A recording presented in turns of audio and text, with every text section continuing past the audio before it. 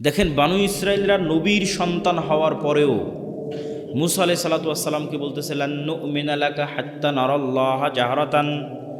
মুসা, যতক্ষণ তোমার আল্লাহকে না দেখব ততক্ষণ তোমার তাওরাতে ঈমান আনবো না। অথচ এই বানু ইসরাইল এখনই 2 দিন আগে, 1 সপ্তাহ হয়নি, চোখের সামনে দেখেছে সমুদ্র ফেড়ে রাস্তা তৈরি হয়েছে, ফেরাউন ডুবে মরে গেছে। এই দৃশ্য নিজে চোখে দেখার পর মানুষ কেমনে বলতে পারে যে মুসা, তোমার আল্লাহকে না দেখা পর্যন্ত তোমার তাওরাতে ঈমান আনবো না? কেমনে বলতে পারে? উত্তর একটাই, এরা হচ্ছে ন্যারো মাইন্ডেড গোলাম, সংকীর্ণ মনা। 300 বছর থেকে গোলামি করে আসতেছে, এই জন্য স্বাধীন নেতা মুসার সাথে চলতে পারতেছে না। তারা বলল, মুসা, এই মরুভূমি সিনাই মরুভূমি, এখানে পানি নাই, এই সমুদ্রের লবণাক্ত পানি ভালো লাগে না। ওই ইস্তাসকা মুসা লিকওমি ফাকুল নাজরিব বিআসাকাল হাজার ফানফাজারাত মিনহু ইসনাতা আশারাতা আইনা কদ আলিমা কুল্লু উনাসিম মাশরাবাহুম।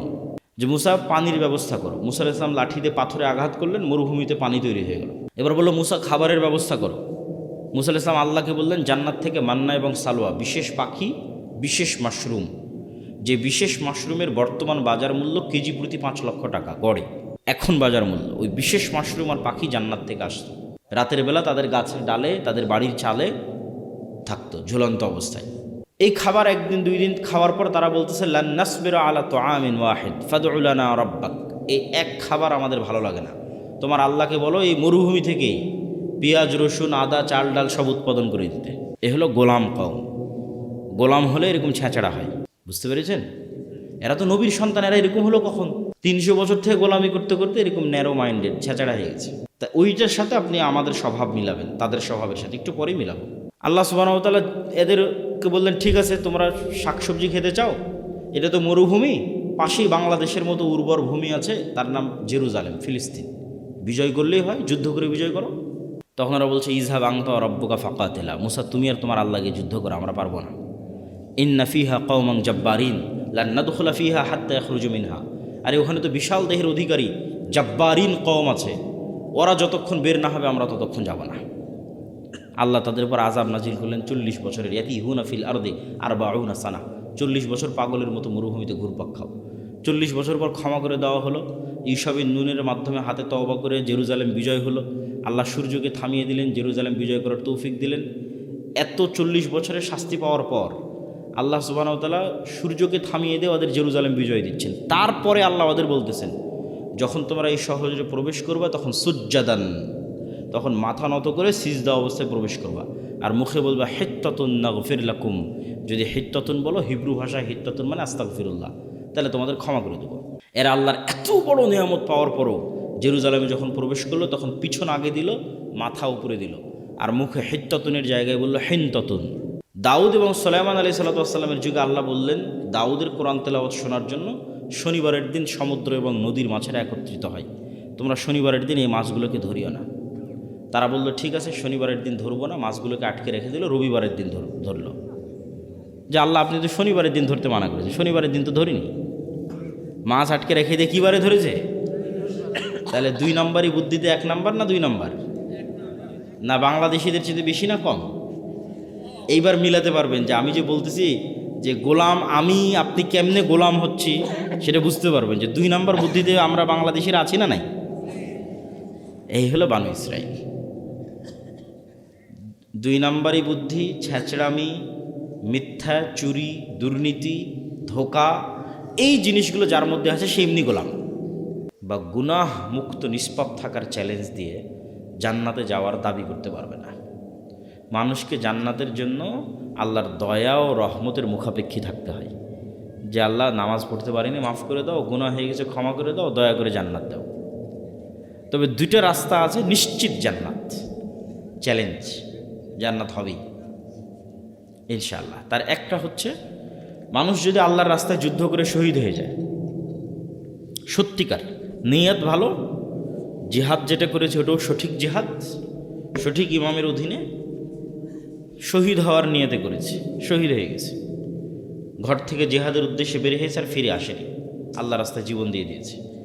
এই শহীদের রক্ত মাটিতে ফোঁটা পড়ার আগে ওর ইবাদতের কমতির যা গুনাহ আর এমনি যা গুনাহ সব ক্ষমা হয়ে গেছে। তোর জীবনের বিনিময়ে জান্নাত বিক্রি হয়ে গেছে, এটা চ্যালেঞ্জ, এই জান্নাতে যাবে। আরেকজন জান্নাতে এভাবে চ্যালেঞ্জের মুখে ক্রয় করে নিতে পারবে, সেটা হচ্ছে টাকার বিনিময়ে। এটা কোরআনের আয়াত, ইন্নাল্লাহা আশতারা মিনাল মুমিনিনা আনফুসাহুম ওয়া আমওয়ালাহুম বিআন্না লাহুমুল জান্নাহ, যে আল্লাহ তোমাদের কাছে বিক্রি করবে, যেভাবে গুলশানে প্লট ফ্ল্যাট বিক্রি হয় এরকম জান্নাতের প্লট ফ্ল্যাট বিক্রি হবে, দুবাইয়ে বিক্রি হয়, বুর্জ খলিফায় বিক্রি হয়, এরকম জান্নাতের বিক্রি হবে। তো জান্নাতেরটা কিনা যাবে কিভাবে? এক, আল্লাহ রাস্তায় জীবন দিয়ে দিব, ওর কাছে বিক্রি হবে।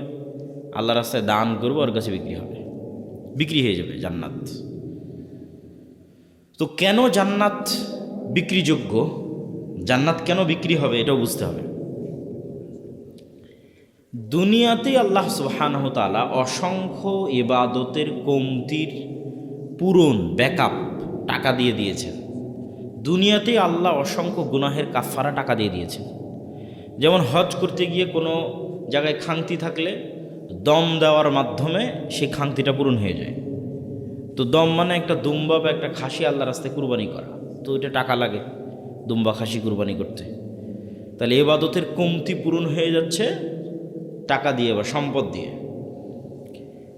ঠিক তেমনি রমজান মাসে কেউ যদি স্ত্রীর সাথে দিনের বেলায় সাংসারিক জীবনে যায়, তো গোলাম আজাদ করতে হয়, নাহলে 60 জন মিসকিনকে খাওয়াতে হয়। তো 60 মিসকিনকে খাওয়াতেও টাকা লাগে, গোলাম আজাদ করতেও টাকা লাগে। তাহলে গুনাহের কাফফারাও হচ্ছে টাকা দিয়ে, ইবাদতের কমতি থাকলে ওটাও পূরণ হচ্ছে টাকা দিয়ে। এই সেম সিস্টেমটা কিয়ামতের মাঠেও কাজ করবে। তথা কিয়ামতের মাঠে যদি কেউ কোটিপতি অবস্থায় উত্থিত হয়, তো ওই কোটি কোটি টাকার মালিক ব্যক্তি তার ইবাদতের কমতির রিকভার আর তার গুনাহের কাফফারা আর তার নামে আরোপিত মামলা মোকদ্দমার জরিমানা দুনিয়াতে যেমন টাকা দিয়ে ব্যবস্থা করা যায়, কিয়ামতের মাঠেও করা যাবে। জেল জরিমানা হয়েছে টাকা লাগে, অ্যাক্সিডেন্ট হয়েছে মেডিকেল ক্লিনিকে টাকা লাগে, কিয়ামতের মাঠেও টাকা দিয়ে সব হয়ে যাবে। সমস্যা হচ্ছে কিয়ামতের মাঠে নতুন করে টাকার মালিক হওয়ার সুযোগ নাই। টাকাটা এখন থেকেই কিয়ামতের ব্যাংক অ্যাকাউন্টে জমা করে যেতে হবে। তাহলে দুনিয়াতে ধনী হলে যা যা সুযোগ সুবিধা পাওয়া যায়, কিয়ামতের মাঠে ধনী হলে তাই তাই সুযোগ সুবিধা পাবে। কথা কি আমার বোঝা যায়? তাহলে আপনার নামে যা মামলা মোকদ্দমা আসবে কিয়ামতের মাঠে, সব আপনি টাকা দিয়ে উদ্ধার হয়ে যেতে পারবেন যদি সেই পরিমাণ টাকার মালিক হন কিয়ামতের মাঠে। তো মালিক তো আর তখন হতে পারবেন না, এখন হতে হবে। এখন মালিক হয়ে কোটি কোটি টাকা হালাল উপায়ে ইনকাম করে এখন আল্লাহর রাস্তায় দান করে জান্নাত নিশ্চিত কনফার্ম করে পৃথিবী থেকে বিদায় নিতে হবে। কেন? ইবাদত দিয়ে আপনি জান্নাত কনফার্ম করতে পারবেন না, গুনাহ মুক্ত থেকে আপনি জান্নাত কনফার্ম করতে পারবেন না।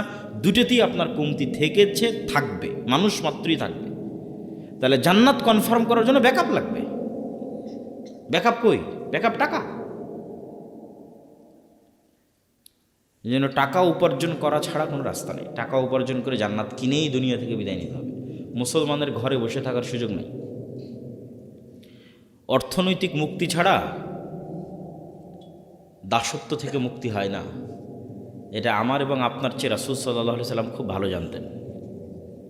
এই জন্য উনি যখন মক্কা থেকে হিজরত করে মদিনায় গেলেন, তো মদিনার সব আনসারীরা হচ্ছে কৃষক, ব্যবসা কম বুঝে। আর মক্কা থেকে যারা মুহাজির গেছে রাসূল সাল্লাল্লাহু আলাইহি ওয়াসাল্লামের সাথে, সব বিজনেসম্যান, ব্লাডে ব্যবসা আছে, রক্তে ব্যবসা আছে, মুহাম্মদ সাল্লাল্লাহু আলাইহি ওয়াসাল্লাম সহ। তো মদিনায় যাওয়ার পর আল্লাহর নবী দেখছে মদিনার সব টাকা পয়সার কেন্দ্র ইহুদিদের হাতে। এখন মুহাম্মদ সাল্লাল্লাহু আলাইহি ওয়াসাল্লাম মদিনা সনদের ভিত্তিতে ইহুদি, এই মদিনার প্রধানমন্ত্রী। এখন মদিনার প্রধানমন্ত্রী হলেন মুহাম্মদ সাল্লাল্লাহু আলাইহি ওয়াসাল্লাম, আর টাকা পয়সা সব থাকলো কাদের হাতে? উনি দেশ চালাতে পারবে? ডক্টর ইউনূসের মতো অবস্থা হবে। ঢাল নাই, তলোয়ার নাই, নিধিরাম সর্দার। আর্মিও কথা শোনে না, সচিবালয়ের কথা শোনে না, প্রধান উপদেষ্টায় লাভ কি? কোনো লাভ নাই। এটা মুহাম্মদ সাল্লাল্লাহু আলাইহি ওয়াসাল্লাম খুব ভালো বুঝতেন যে আমি হব মদিনার হেড অফ দ্য কান্ট্রি, আর টাকার মালিক থাকবে ইহুদি, এই রাষ্ট্র তো আমি চালাতে পারবো না। তখন মুহাম্মদ সাল্লাল্লাহু আলাইহি ওয়াসাল্লাম আনসারীদের বললেন যে আমার সাথে যারা মুহাজির এসেছে এরা ব্যবসা বুঝে, তোমাদের সম্পত্তি অর্ধেক অর্ধেক। কারো যদি 5টা উট থাকে 2টা মুহাজিরকে দিয়ে দাও। কারো যদি ক্যাশ টাকা 5,000 থাকে 2,000 মুহাজিরকে দিয়ে দাও। কারো যদি জমি 10 বিঘা থাকে 5 বিঘা মুহাজিরদের দিয়ে দাও, যাতে ওরা ব্যবসা করে অর্থনৈতিক কন্ট্রোলটা নিতে পারে। আল্লাহর নবীর জীবদ্দশাতে ওসমান ইবিন আফফান, জুবাইর ইবনুল আওয়াম, আব্দুর রহমান বিন আউফ এরা কোটি কোটি টাকার মালিক ব্যবসা করে আল্লাহর নবীর জীবদ্দশাতেই। বদরের যুদ্ধকে আমাদের কাছে মনে হয় যে এটা দুই ধর্মের একটা যুদ্ধ চলতেছে, হক আর বাতিলের যুদ্ধ। কিন্তু আপনি ইতিহাস পড়ে দেখেন বদরের যুদ্ধটা মূলত অর্থনৈতিক। এখান থেকে কেবলা কোন দিকে?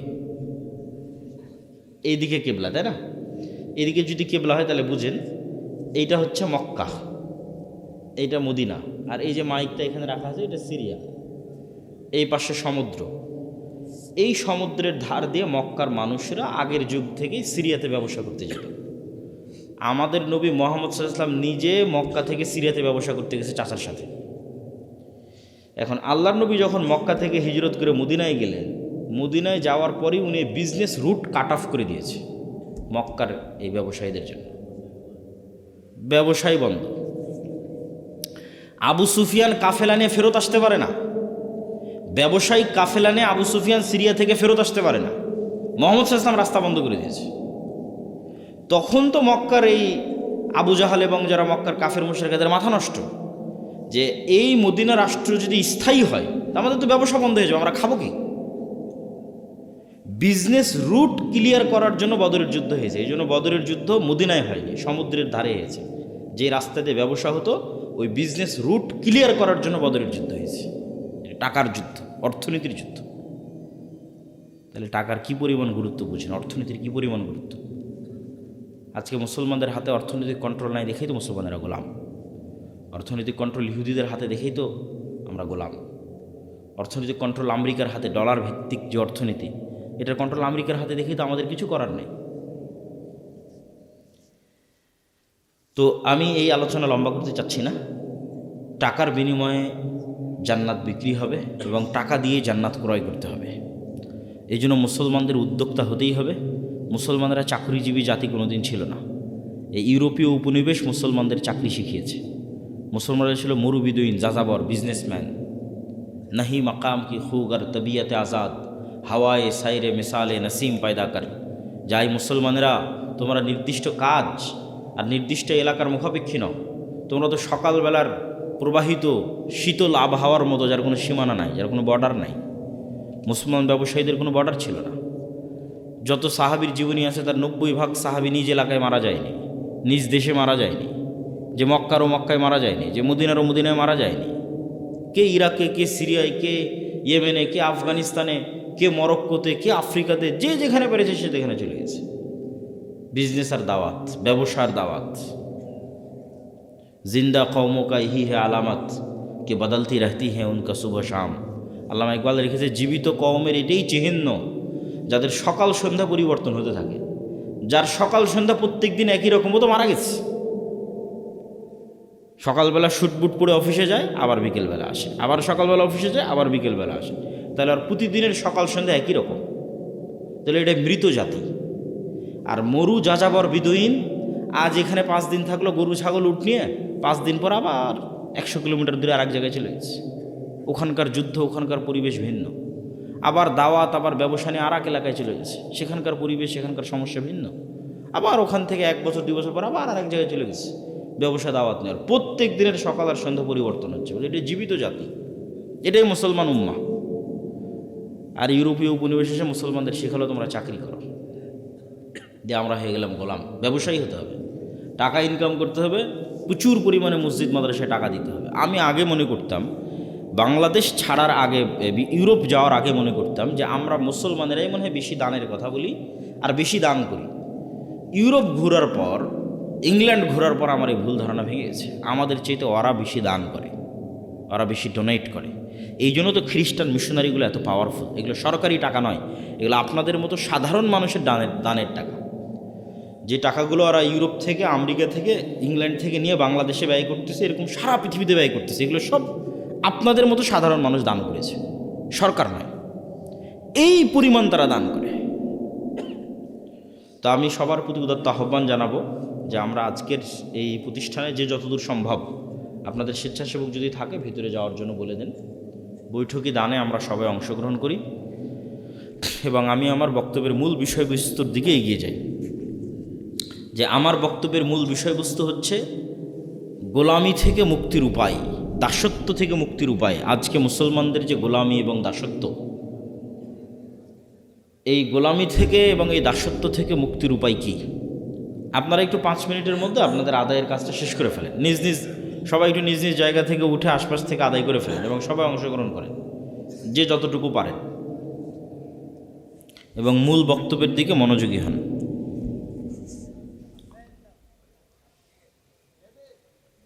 তো আমার মূল বক্তব্যের বিষয়বস্তু হচ্ছে মুসলমানদের যে দাসত্ব এবং গোলামি, এই দাসত্ব এবং গোলামির জিনজির থেকে মুক্তির উপায় কি। তার একটা আলোচনা তো এই দানের সাথে রিলেটেড রেখে করেই ফেললাম, যে অর্থনৈতিক মুক্তি ছাড়া দাসত্ব এবং গোলামি থেকে মুক্তির কোনো রাস্তা নাই, এবং এই অর্থনৈতিক মুক্তির গুরুত্ব বুঝাতে গিয়ে রাসূল সাল্লাল্লাহু আলাইহি ওয়াসাল্লামের অসংখ্য ঘটনা আপনাদের সামনে এবং রাসূল সাল্লাল্লাহু আলাইহি ওয়াসাল্লামের দিক নির্দেশনা আপনাদের সামনে তুলে ধরলাম। এখানে আরও একটা পয়েন্ট তুলে না ধরলেই নয়। আমরা আজকে যেই লেভেলের গোলামি এবং দাসত্বে আছি, ঠিক এই লেভেলের অথবা এর চেয়ে বেশি গোলামি এবং দাসত্বের জিনজিরে আবদ্ধ ছিল বানু ইসরাইল। কারা বলেন তো? বানু ইসরাইল কারা? কে বলতে পারবেন? হাত উঠান। বানু ইসরাইল কারা? কে বলতে পারবেন? হাত উঠান। ইয়াকুব আলাইহিস সালামের বংশধর। জাযাকাল্লাহ খায়র, সুন্দর। ইব্রাহিম আলাইহিস সালাতু ওয়াস সালামের 2 ছেলে, ইসহাক এবং ইসমাইল। 2 ছেলের নাম কি? ইসহাক এবং ইসমাইল। ইসমাইল থাকলো এই যে মক্কা এখানে ইন্ডিকেট করেছিলাম, ইসমাইল থাকলো এখানে। আর ইসহাক হচ্ছে ওই যে ফিলিস্তিনের জেরুজালেম। তো ইসমাইলের বংশে নবী একজনই, তার নাম মুহাম্মদ সাল্লাল্লাহু আলাইহি ওয়াসাল্লাম। এর আগে আর কোনো নবী আসেনি ইসমাইলের বংশে, আর পরেও আর নাই।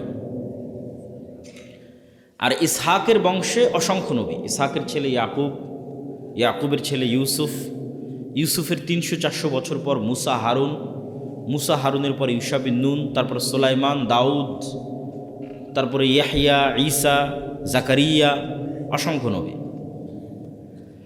তো এই বানু ইসরাইল, এদের গোলামি এবং আমাদের গোলামি কাছাকাছি একই রকম। তো বানু ইসরাইলকে যেই পদ্ধতি দিয়ে ফেরাউন গোলাম বানিয়ে রাখত, তার একটা বড় পদ্ধতি হচ্ছে সুদি কর্জ, সুদি লোন, যেটার মূল দায়িত্বশীল হর্তাকর্তা ছিল কারুন, ফেরাউনের অর্থমন্ত্রী কারুন। এই কারুন বানু ইসরাইলদেরকে সুদি লোন নিতে উদ্বুদ্ধ করত এবং সুদি লোন দিত, এবং সুদি লোনের জালে আটকে ফেলে পুরো একটা জাতিকে গোলাম বানিয়ে দিয়েছে বানু ইসরাইলদেরকে। সেম ওই পদ্ধতিতেই আজকের মুসলমানদেরকে সুদি লোনে জর্জরিত করে গোলাম বানানো হচ্ছে। আজকের মুসলমানদের গোলাম বানানোর 2টা উপায়, একটা হচ্ছে গণতন্ত্র আর একটা হচ্ছে সুদ। কিন্তু মুসলমানেরা নিজেরাও জানে না যে 2 পদ্ধতির মাধ্যমে তারা কেমনে গোলাম আছে।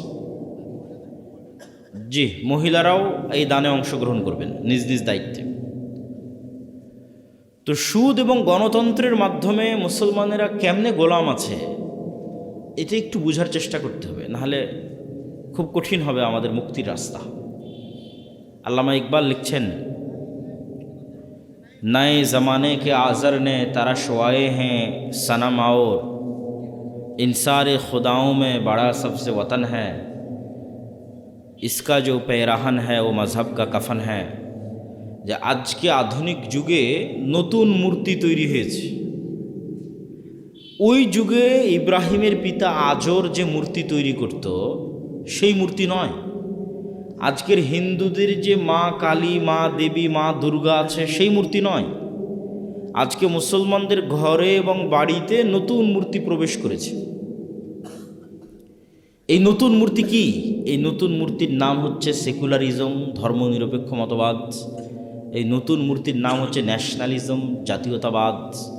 এই নতুন মূর্তির নাম হচ্ছে ডেমোক্রেসি, গণতন্ত্র। এই নতুন মূর্তির নাম হচ্ছে সোশ্যালিজম, সমাজতন্ত্র। মুসলমানেরা পৃথিবীর যে প্রান্তেই যান, তাদের পায়ে এই জিঞ্জিরগুলো বাঁধা আছে, এগুলো তারা ভেঙে বের হতে পারতেছে না। কোনো মতেই না। কেউ জাতীয়তাবাদের বেড়া জালে আটকে আছে, কেউ গণতন্ত্রের, কেউ ধর্মনিরপেক্ষ মতবাদের, কিন্তু সে ঠিকই বলতেছে আমি আল্লাহকে মানি, রব হিসেবে, ইলাহ হিসেবে আল্লাহর ইবাদত করি, সালাত আদায় করি, কিন্তু এই মূর্তির বেড়া, এই মূর্তির যে দাসত্ব, এটা ভাঙতে পারতেছে না। তো গণতন্ত্র কিভাবে এবং সুদ কিভাবে আমাদের গোলাম বানায়, আপনাকে আগে বুঝতে হবে গোলামির চিহ্ন কি। কেন বলা হচ্ছে বানু ইসরায়েলরা গোলাম, কেন বলতেছি আমরা গোলাম, নেতার আলামত কি, গোলামের আলামত কি। দেখেন, বানু ইসরায়েলরা নবীর সন্তান হওয়ার পরেও মুসা আলাইহিস সালাতু ওয়াস সালামকে বলতেছে লান নুমিনা লাকা হাত্তা নারাল্লাহা জাহরাতান, মুসা যতক্ষণ তোমার আল্লাহকে না দেখব ততক্ষণ তোমার তাওরাতে ঈমান আনবো না। অথচ এই বানু ইসরাইল এখনই 2 দিন আগে, 1 সপ্তাহ হয়নি, চোখের সামনে দেখেছে সমুদ্র ফেড়ে রাস্তা তৈরি হয়েছে, ফেরাউন ডুবে মরে গেছে। এই দৃশ্য নিজে চোখে দেখার পর মানুষ কেমনে বলতে পারে যে মুসা তোমার আল্লাহকে না দেখা পর্যন্ত তোমার তাওরাতে ঈমান আনবো না? কেমনে বলতে পারে? উত্তর একটাই, এরা হচ্ছে ন্যারো মাইন্ডেড গোলাম, সংকীর্ণ মনা। 300 বছর থেকে গোলামি করে আসতেছে, এই জন্য স্বাধীন নেতা মুসার সাথে চলতে পারতেছে না। তারা বলল, মুসা এই মরুভূমি সিনাই মরুভূমি, এখানে পানি নাই, এই সমুদ্রের লবণাক্ত পানি ভালো লাগে না। ওই ইস্তাসকা মুসা লিকওমি ফাকুল নাজরিব বিআসাকাল হাজার ফানফাজারাত মিনহু ইসনাতা আশারাতা আইনা ক্বাদ আলিমা কুল্লু উনাসিম মাশরাবাহুম, যে মুসা পানির ব্যবস্থা করো। মুসা আলাইহিস সালাম লাঠি দিয়ে পাথরে আঘাত করলেন, মরুভূমিতে পানি তৈরি হয়ে গেল। এবার বলল মুসা খাবারের ব্যবস্থা করো। মুসা আলাইহিস সালাম আল্লাহকে বললেন জান্নাত থেকে মান্না এবং সালোয়া, বিশেষ পাখি, বিশেষ মাশরুম, যে বিশেষ মাশরুমের বর্তমান বাজার মূল্য কেজি প্রতি 5 লক্ষ টাকা গড়ে, এখন বাজার মূল্য। ওই বিশেষ মাশরুম আর পাখি জান্নাত থেকে আসতো, রাতের বেলা তাদের গাছের ডালে, তাদের বাড়ির চালে থাকতো ঝুলন্ত অবস্থায়। এই খাবার 1 দিন 2 দিন খাওয়ার পর তারা বলতেছে লান নাসবিরু আলা তুআমিন ওয়াহিদ ফাদউ লানা রাব্বাক, এই এক খাবার আমাদের ভালো লাগে না, তোমার আল্লাহকে বলো এই মরুভূমি থেকেই পেঁয়াজ, রসুন, আদা, চাল ডাল সব উৎপাদন করে দিতে। এ হলো গোলাম কওম। গোলাম হলে এরকম ছেঁচড়া হয়, বুঝতে পেরেছেন? এরা তো নবীর সন্তান, এরা এরকম হলো কখন? 300 বছর থেকে গোলামি করতে করতে এরকম ন্যারো মাইন্ডেড ছেঁচড়া হয়ে গেছে। তা ওইটার সাথে আপনি আমাদের স্বভাব মিলাবেন, তাদের স্বভাবের সাথে একটু পরেই মিলাবো। আল্লাহ সুবহানাহু ওয়া তাআলা এদেরকে বললেন ঠিক আছে, তোমরা শাকসবজি খেতে চাও, এটা তো মরুভূমি, পাশেই বাংলাদেশের মতো উর্বর ভূমি আছে, তার নাম জেরুজালেম, ফিলিস্তিন, বিজয় করলেই হয়, যুদ্ধ করে বিজয় করো। তখন ওরা বলছে ইযহাব আনতা ওয়া রাব্বুকা ফাকাতিলা, মুসা তুমি আর তোমার আল্লাহকে যুদ্ধ করো, আমরা পারবো না। ইন্না ফিহা কওমান জাব্বারিন লান নাদখুলা ফিহা হাত্তা ইয়াখরুজু মিনহা, আরে ওখানে তো বিশাল দেহের অধিকারী জাব্বারিন কওম আছে, ওরা যতক্ষণ বের না হবে আমরা ততক্ষণ যাব না। আল্লাহ তাদের উপর আযাব নাজিল করলেন 40 বছরের, ইয়াতিহুনা ফিল আরদি 40 সানা, 40 বছর পাগলের মতো মরুভূমিতে ঘুরপাক খাও। 40 বছর পর ক্ষমা করে দেওয়া হলো, ঈশাবিন নুনের মাধ্যমে হাতে তওবা করে জেরুজালেম বিজয় হলো। আল্লাহ সূর্যকে থামিয়ে দিলেন, জেরুজালেম বিজয় করার তৌফিক দিলেন। এত 40 বছরের শাস্তি পাওয়ার পর আল্লাহ সুবহানাহু ওয়া তাআলা সূর্যকে থামিয়ে দিয়ে ওদের জেরুজালেম বিজয় দিচ্ছেন। তারপরে আল্লাহ ওদের বলতেছেন যখন তোমরা এই শহরে প্রবেশ করবা তখন সুজ্জাদান, তখন মাথা নত করে সিজদা অবস্থায় প্রবেশ করবা, আর মুখে বলবা হিত্তাতুন নাগফির লাকুম। যদি হিত্তাতুন বলো, হিব্রু ভাষায় হিত্তাতুন মানে আস্তাগফিরুল্লাহ, তাহলে তোমাদের ক্ষমা করে দেব। এরা আল্লাহর এত বড় নিয়ামত পাওয়ার পরও জেরুজালেমে যখন প্রবেশ করলো তখন পিছন আগে দিল, মাথা উপরে দিল, আর মুখে হিত্তাতুনের জায়গায় বলল হিনতাতুন। দাউদ এবং সুলাইমান আলাইহিস সালাতু ওয়াস সালামের যুগে আল্লাহ বললেন দাউদের কোরআন তেলাওয়াত শোনার জন্য শনিবারের দিন সমুদ্র এবং নদীর মাছেরা একত্রিত হয়, তোমরা শনিবারের দিন এই মাছগুলোকে ধরিও না। তারা বলল ঠিক আছে, শনিবারের দিন ধরবো না, মাছগুলোকে আটকে রেখে দিল, রবিবারের দিন ধরলো।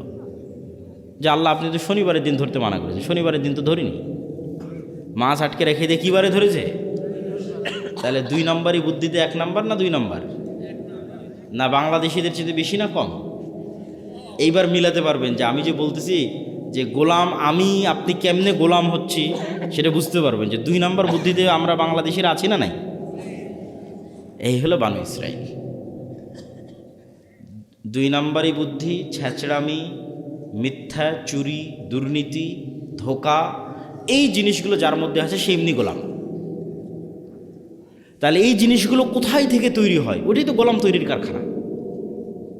এবার আশা করি বুঝতে পেরেছেন, এটা তৈরি হয় গণতন্ত্র থেকে আর সুদী অর্থনীতি থেকে। কেমনে হয় সেটাও বুঝিয়ে দিচ্ছি, তাহলে আপনি বুঝবেন গণতন্ত্র হচ্ছে গোলাম তৈরির কারখানা। তো আমরা তো অলরেডি ব্রিটিশদের 190 বছর ঔপনিবেশিক শাসনে গোলাম ছিলামই। গোলামি করতে করতে আমাদের রক্তের মধ্যে 2 নম্বরই মিথ্যা, ধোঁকা এগুলো মিশে গেছে। আমরা আর ওই গোলামির বেড়াজাল থেকে বেরিয়ে আসতে পারছি না। কেন? পূর্ণাঙ্গ স্বাধীনতা আমাদের হয়নি। 47 থেকে নিয়ে আজ পর্যন্ত 70-80 বছরে আমরা ব্রিটিশ কাঠামোর মধ্যেই আছি। Bangladesh army is a legacy of British army. এই বাংলাদেশ আর্মি পাকিস্তান আর্মির খণ্ডিত অংশ, Pakistan army Indian army, Indian army British army. ফলত ব্রিটিশ আর্মিতে যা rules and regulation and law ছিল তাই বাংলাদেশ আর্মিতে ফলো হয়, কোনো 19-20 নাই। তারপর আমাদের যে কোর্ট, এটা ব্রিটিশ কোর্ট, সেটাই হুবহু ফলো হয়। আমাদের সংবিধান, পুলিশ আইন সব ব্রিটিশ, শিক্ষা ব্যবস্থা ব্রিটিশ। তাহলে পূর্ণাঙ্গ স্বাধীনতা আসেনি, ওই ফরম্যাটের মধ্যেই আছে। তো গণতন্ত্র চাপিয়ে দেওয়া আছে আমাদের উপরে, যেন এখানে নেতা বের না হতে পারে। নেতা মানেই হচ্ছে সে 2 নম্বরই করবে না, নেতা মানেই হচ্ছে সে মিথ্যার আশ্রয় নেবে না, নেতা মানেই হচ্ছে সে ধোঁকা দিবে না, নেতা মানেই হচ্ছে সে মাথা উঁচু থাকবে, মাথা বিক্রি করবে না, নেতা মানে সে টাকার কাছে মাথা নত হবে না। মানে সে কোনো প্রকার লিয়াজু, লবিং, 2 নম্বরই রাস্তার সাথে যার সম্পর্ক নাই, ও হচ্ছে রিয়াল হিরো, রিয়াল নেতা, প্রকৃত নেতা।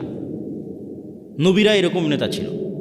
তাহলে এইরকম নেতা তৈরির রাস্তা বন্ধ করতে হলে যেই রাস্তাতে লিয়াজু, লবিং, দুর্নীতি এগুলো শিখা যাবে সেটা ধরে রাখতে হবে, নাহলে তো সবাই নেতা হয়ে যাবে, সবাই উসমান হাদি হয়ে বসে থাকবে। তাহলে উসমান হাদি যেন না হতে পারে, তার জন্য গণতন্ত্র, ডেমোক্রেসি। তাহলে কি হবে? এক দল আর এক দলের বিরুদ্ধে তো বলবেই, একই আসনের মনোনয়ন প্রার্থী 6 জন, 7 জন, 10 জন, একজন আর একজনের চেয়ে মনোনয়নটা কে নিয়ে আসতে পারবে তার জন্য লিয়াজু, লবিং, টাকা পয়সার লেনদেন, মিথ্যা, ধোঁকা, দুর্নীতি, দুর্নাম সব অবলম্বন করে তারপরে মনোনয়ন পেয়েছে। এগুলো অবলম্বন না করলে মনোনয়ন পাবে না, ঘরে বসে থেকে মনোনয়ন পাবে না। ওকে 2 নম্বর রাস্তার মধ্যে যেই মনোনয়ন নিতে হয়েছে। তাহলে এই 2 নম্বর রাস্তা দিয়ে যে মনোনয়ন নিয়ে আসলো, তো আগেই গোলাম হয়ে বসে আছে। কালচার, গণতন্ত্র ওকে কী বানিয়ে দিল? গোলাম বানিয়ে দিল। তাহলে এখন এই পদ্ধতির মধ্যে মনোনীত 300 এমপি যদি নির্বাচিত হয়ে ক্ষমতায় আসে, এরা যদি মিনিস্টারও হয়, প্রাইম মিনিস্টারও হয়, এরা স্বাধীন না এরা গোলাম? এত আসতে বললেন যে এরা স্বাধীন না গোলাম? গোলাম এমপি, গোলাম মন্ত্রী, গোলাম প্রাইম মিনিস্টার, গোলাম কান্ট্রি। কেননা ও স্বাধীনতার মূল বেসিক ক্রাইটেরিয়া পূরণ করতে পারেনি। তো বানু ইসরাইল 2 নম্বর রাস্তা অবলম্বন করে এসেছে। তাহলে যে 2 নম্বর রাস্তা অবলম্বন করে বড় হয়েছে, ওকে আমি আমেরিকা, আমি ভারত বলবো, বাবা তুই যা দুর্নীতি, চুরি চামারি কর, কোনো সমস্যা নাই। বাংলাদেশের মানুষ যেদিন 36শে জুলাইয়ের মতো পিটুনি দিবে, পালিয়ে ভারতের আমেরিকা চলে আসবে, সব টাকা পয়সা আমাদের এখানে পাঠাবে, কোনো সমস্যা নেই। তাহলে বাংলাদেশ এমন একটা গাভী, যেই গাভীর অসংখ্য দুধ, কিন্তু এই দুধ এই দেশে থাকে না, সব পাচার হয়ে বিভিন্ন দেশে চলে যায়। তাহলে এই দুধ যেন পাচার হয়, এর জন্য তো ওইরকম নেতাই তৈরি করা লাগবে, দুর্নীতিবাজ নেতাই তো তৈরি করা লাগবে। দুর্নীতিবাজ নেতা কী থেকে তৈরি হবে? গণতন্ত্র যদি না থাকে। গণতন্ত্র যদি না থাকে তাহলে তো দুর্নীতিবাজ নেতা তৈরি হবে না। আর ওসমান হাদিদের মতো নেতা যারা মেরুদণ্ড বিক্রি করে না, যারা লবিং লিয়াজু করে না, যারা সত্য এবং ন্যায়ের উপর অটল থাকে, এরা তো হুমকি। এরা আধিপত্যবাদীদের জন্য হুমকি, সাম্রাজ্যবাদীদের জন্য হুমকি। এরা তো বাংলাদেশের পক্ষের, এটা তো বিক্রি হয় না, এটাই তো নেতা, এরা তো বানু ইসরাইল নয়। ওই রকম নেতা যদি বের হয়ে আসেও এই গণতন্ত্রের বেড়াজাল দিয়ে, তাহলে এই যে ওসমান হাদির মতো হত্যা করে উড়িয়ে দেবে। বাংলাদেশের মানুষ কত অসহায়, যে বাংলাদেশের 90% মানুষ একটা রাজনৈতিক দল খুঁজে পায় না যে তার কথা তার মতো করে বলতে পারবে। এই ওসমান হাদি একজন ছিল যে বাংলাদেশের মানুষের কথা বাংলাদেশের মানুষের মতো করে বলতে পারত। এই ছেলেটা চলে যাওয়ার পর আর কেউই নাই, এত অসহায় বাংলাদেশের মানুষ।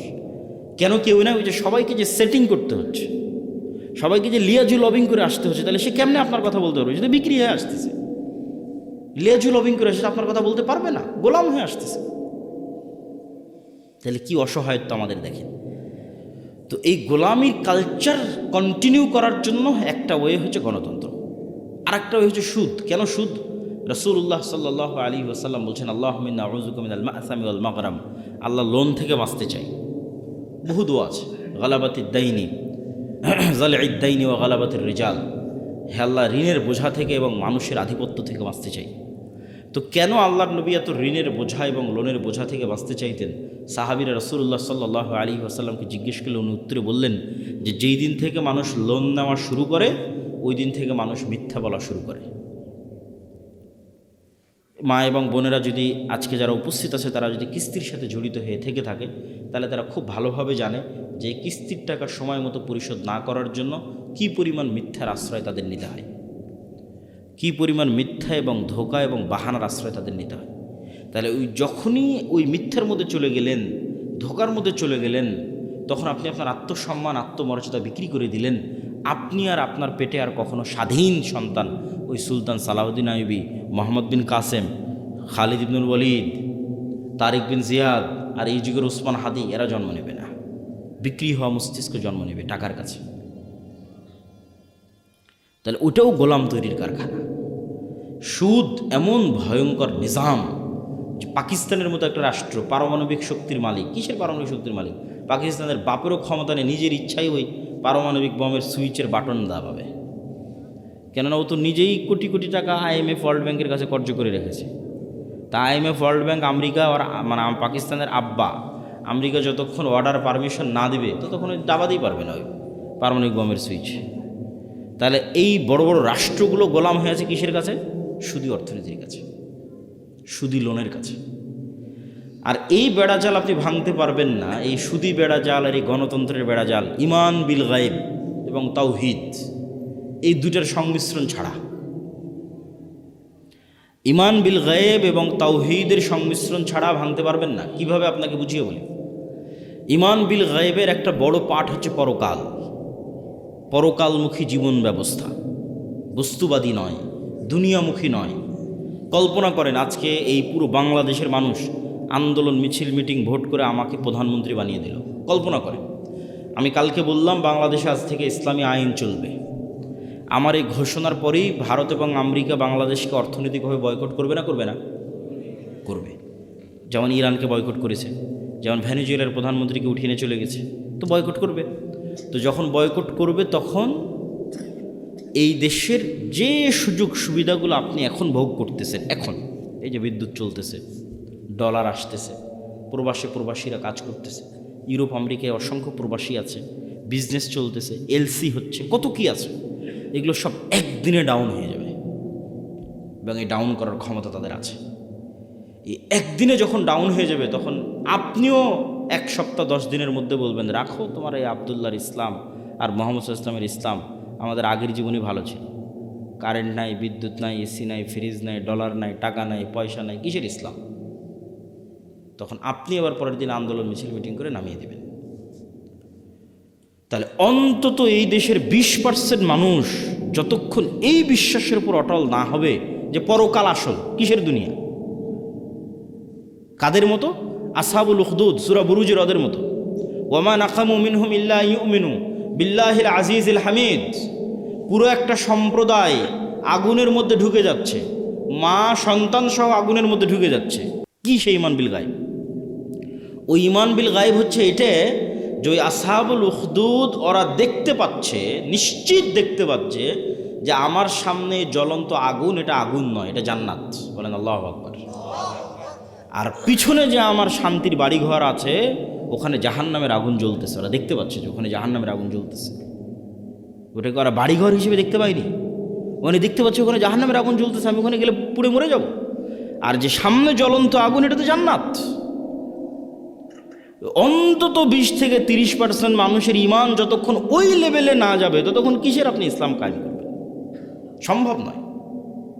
বাংলাদেশের মানুষই এতটা দুর্নীতিগ্রস্ত, এতটা বস্তুবাদ, এতটা দুনিয়াবাদীর সাথে আক্রান্ত, এর আপনাকে টিকতে দিবে না, সম্ভব নয়। প্রত্যেকটা রন্ধ্রে রন্ধ্রে টাকার পাগল, ক্ষমতার নেশাগ্রস্ত লোকজন আছে।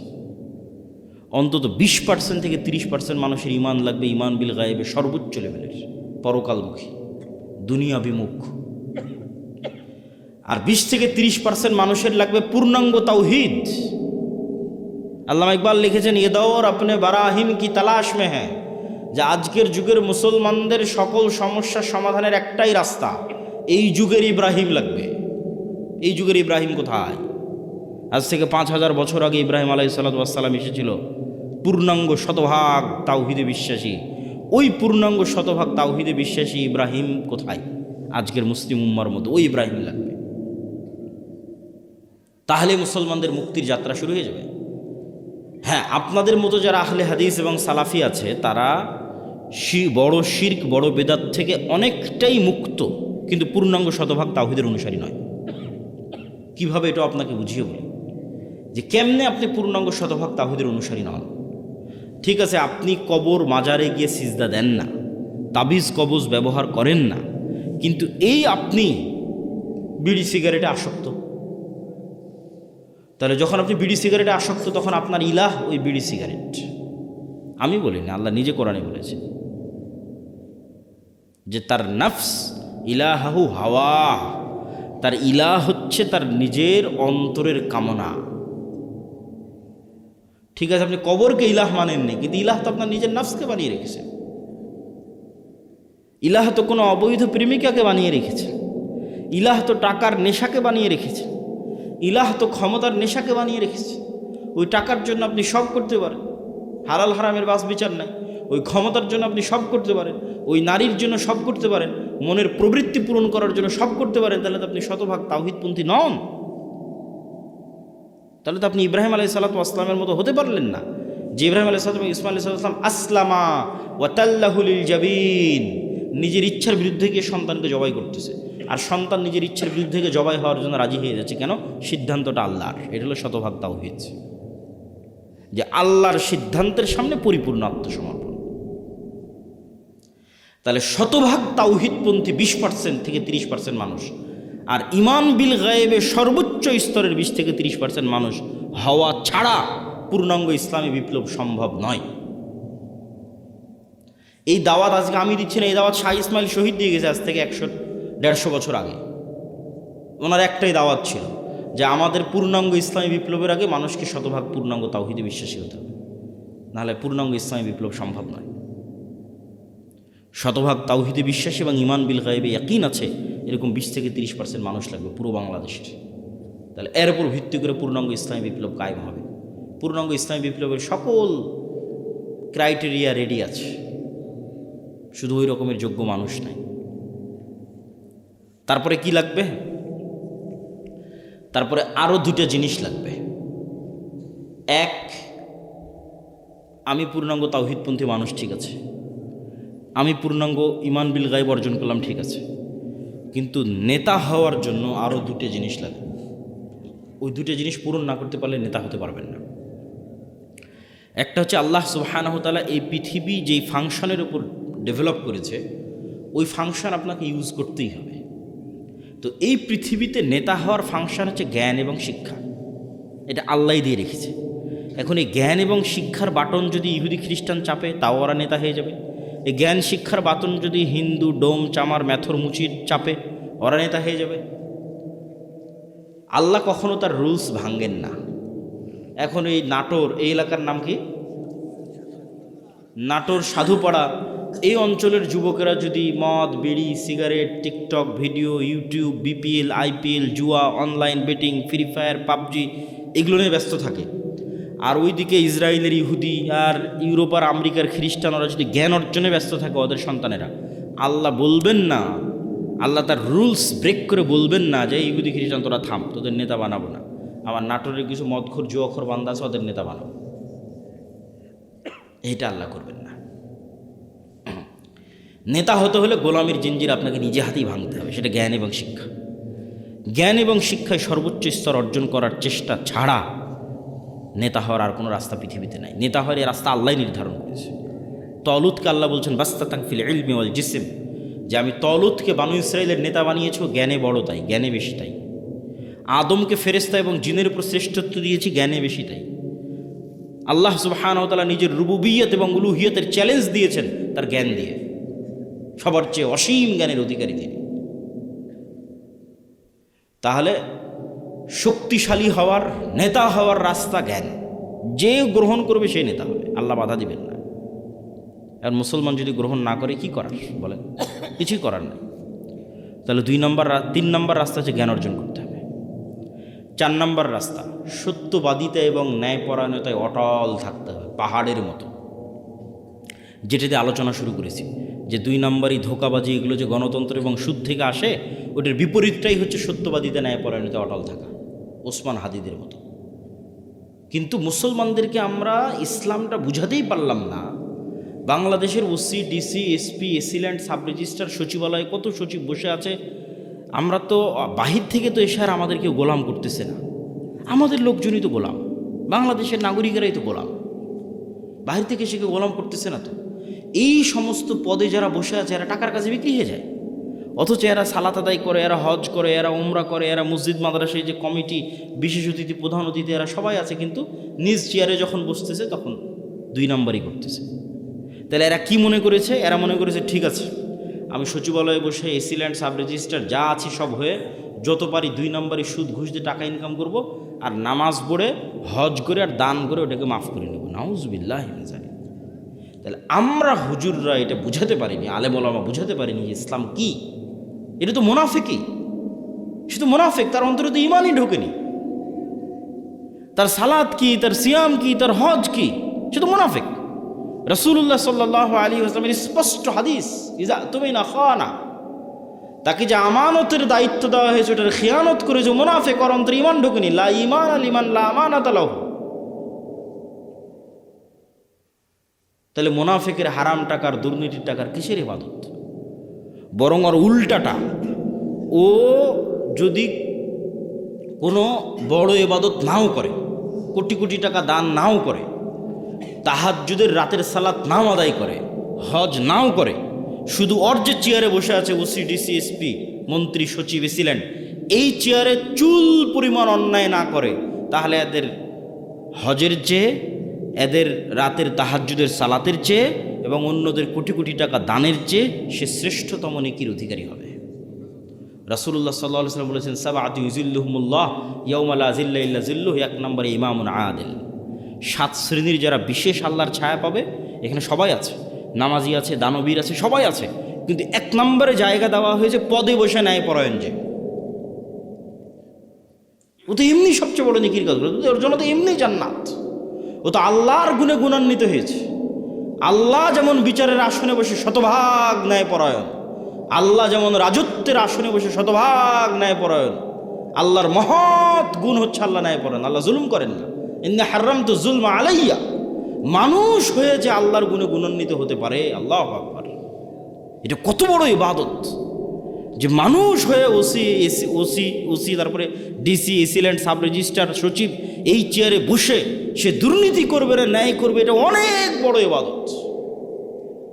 আর এই চেয়ারে বসে দুর্নীতি করে সেই টাকা দিয়ে হজ করবে, সেই টাকা দিয়ে মসজিদ মাদ্রাসায় দান করবে, এটা মুনাফিক। আমরা মানুষকে দিন বুঝাতে পারিনি।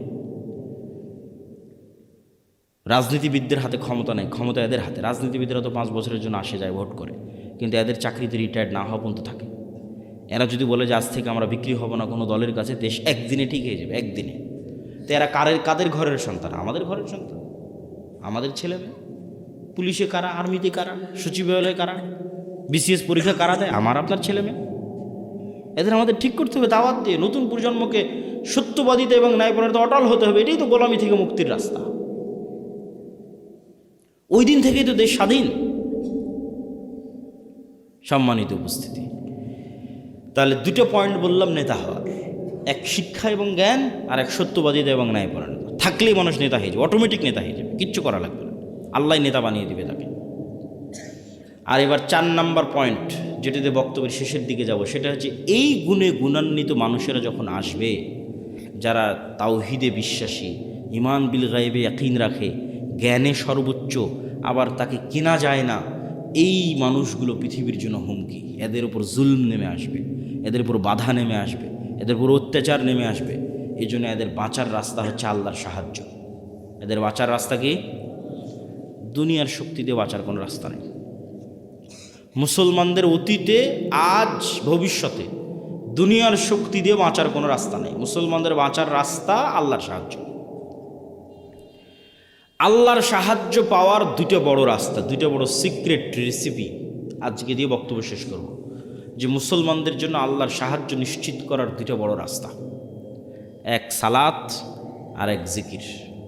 সালাতের মধ্যে সবচেয়ে বড় পাওয়ারফুল হচ্ছে রাতের সালাত। সালাত হচ্ছে এমন এক টেকনোলজি, আমি উদাহরণ দিই ইবনুল কাইয়িম রাহিমাহুল্লাহকে সামনে রেখে, নাহলে দিতাম না। আমরা যেমন এখানে বসে থেকে হাজার হাজার কিলোমিটার দূরে থাকা আমেরিকার কোনো টিচারের কাছে অনলাইনে ক্লাস করতেছি, অথবা এখান থেকে শত কিলোমিটার দূরে থাকা ঢাকার কোনো টিচারের কাছে অনলাইনে ক্লাস করতেছি, তো পাসওয়ার্ড লগ ইন দিয়ে যখন ক্লাসে জয়েন করি তখন দুইজনে লাইভ সেশন, টিচারও যুক্ত হয়েছে, স্টুডেন্টও যুক্ত হয়েছে লাইভ সেশনে, কানেক্টেড। তো আজকের ইন্টারনেট, আজকের মোবাইল দিয়ে মানুষ হাজার কিলোমিটার দূরে থাকা টিচারের সাথে, মানুষের সাথে লাইভ কানেক্টেড হচ্ছে, লাইভ কথোপকথন করতেছে।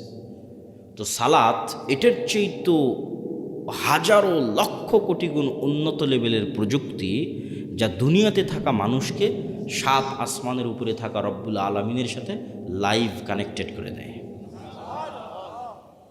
সরাসরি মানুষ যখন সালাতে দাঁড়ায় এবং চোখ যখন সিজদার দিকে, অন্তর যখন আল্লাহর দিকে নিবদ্ধ, তখন রব্বুল আলামিনও তার মুখোমুখি হয়ে যান। দুনিয়াতে থেকে সাত আসমানের সাথে সরাসরি লাইভ কথোপকথনের প্রযুক্তি হচ্ছে সালাত।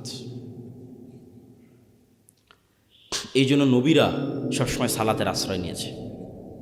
সূর্যগ্রহণে সালাত, চন্দ্রগ্রহণে সালাত, বৃষ্টি প্রার্থনায় সালাত, জানাজায় সালাত, বিপদ আপদে সালাত, রাতে সালাত। রাসূলুল্লাহ সাল্লাল্লাহু আলাইহি ওয়াসাল্লাম বদরের যুদ্ধের আগের দিন লম্বা রাতের সালাত আদায় করেছেন। আবু বকর রাদিয়াল্লাহু তাআলা আনহু বলছেন, কাফাকা মুনাশাদাতাকা রাব্বাক, হে রাসূলুল্লাহ, হে আল্লাহর নবী, আপনি নবী হয়ে আল্লাহর কাছে এত মোনাজাত করা লাগে, এত দোয়া করা লাগে, যথেষ্ট হয়েছে, বাস, আর করার দরকার নাই, আল্লাহ তো আপনাকে এমনি সহযোগিতা করবে। তাহলে কি পরিমাণ লম্বা রাতের সালাত মুহাম্মদ সাল্লাল্লাহু আলাইহি ওয়াসাল্লাম আদায় করেছেন, আর কি পরিমাণ দোয়া আল্লাহ সুবহানাহু ওয়া তাআলার কাছে করেছেন, যে আবু বকর রাদিয়াল্লাহু তাআলা আনহুর মতো সাহাবী এই দোয়ায় ক্লান্ত হয়ে গেছে, এই রাতের সালাতে ক্লান্ত হয়ে গেছে। তাহলে এখন বুঝেন মুহাম্মদ সাল্লাল্লাহু আলাইহি ওয়াসাল্লাম আমার, আপনার এবং আবু বকর রাদিয়াল্লাহু তাআলা আনহুর চেয়ে বেশি জানতেন যে কাল বদরের যুদ্ধে দুনিয়ার শক্তি দিয়ে আমার বিজয় সম্ভব নয়। কাল বদরের যুদ্ধে আমাকে জিততে হলে কার সাহায্য লাগবে? আল্লাহর। আর আল্লাহর সাহায্য পেতে হলে আমাকে রাতের সালাতে দাঁড়াতে হবে।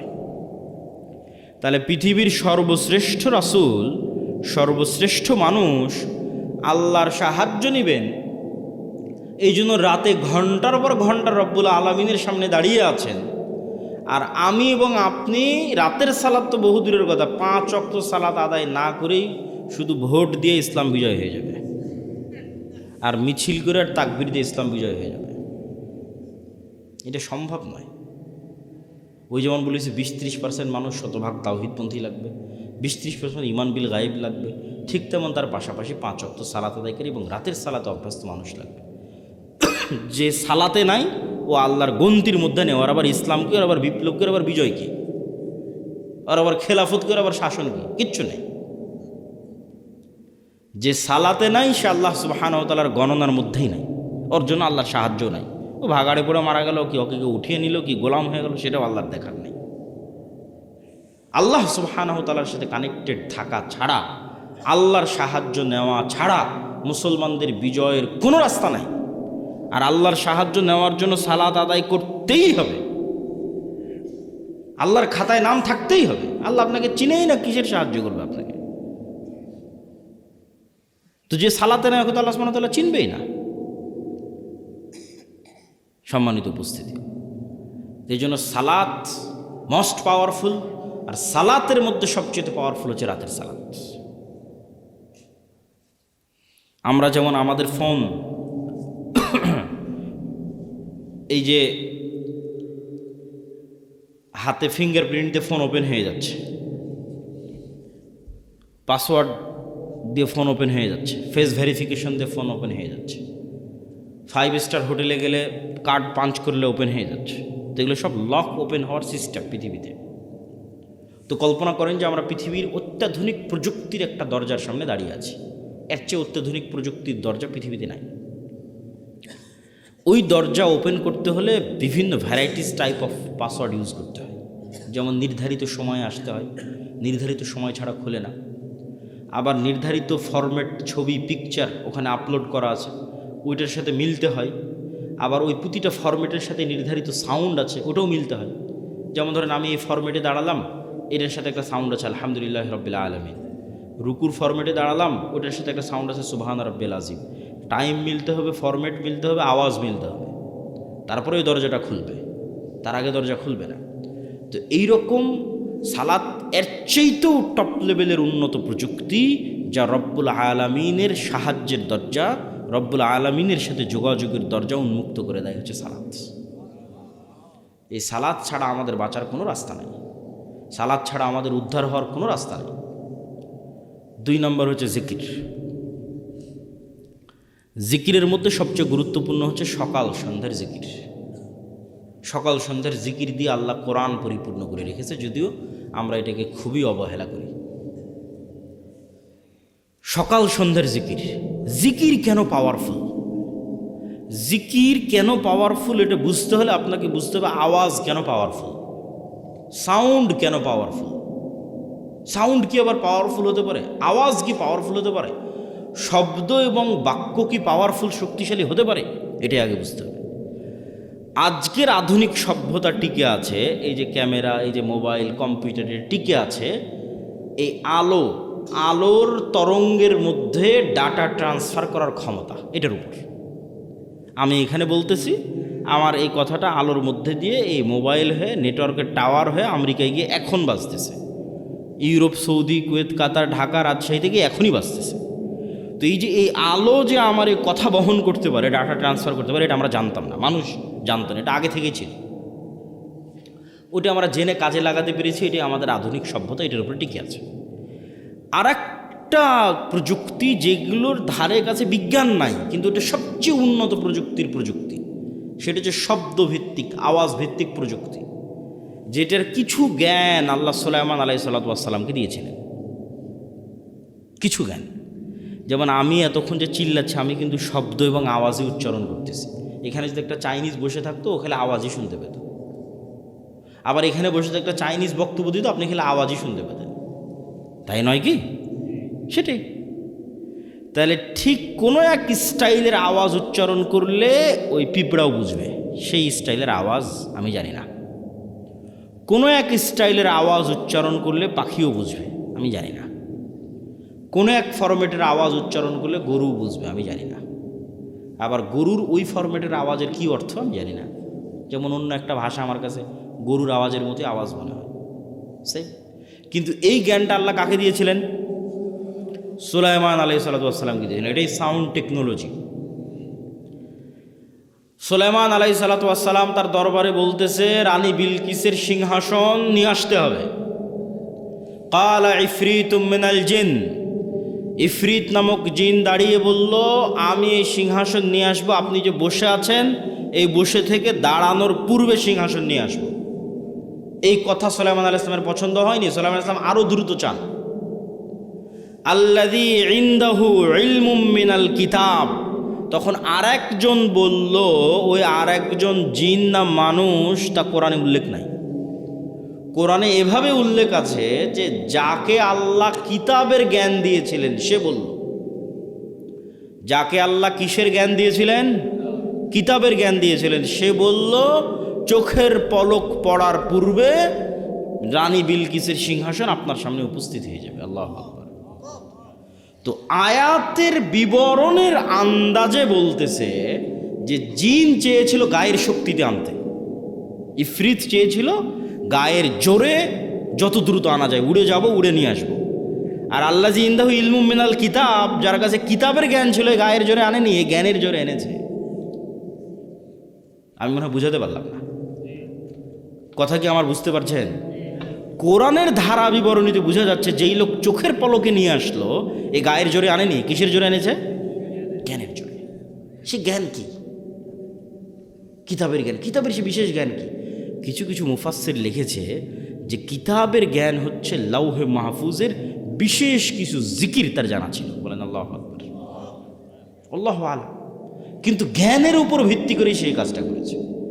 তো বিশেষ কোনো সাউন্ড, বিশেষ কোনো জিকির যেটা ব্যবহার করে সে চোখের পলকে ওই সিংহাসনকে ওখান থেকে উঠিয়ে সুলাইমান আলাইহিস সালামের কাছে নিয়েছে, যেই জ্ঞান কিতাবের জ্ঞান, বিশেষ কোনো কিতাবের জ্ঞান তার কাছে ছিল।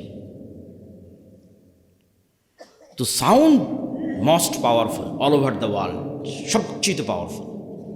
আল্লাহ সুবহানাহু ওয়া তাআলা পৃথিবী ধ্বংস করার যে সিস্টেম তৈরি করেছেন, সেই সিস্টেম আওয়াজ ভিত্তিক।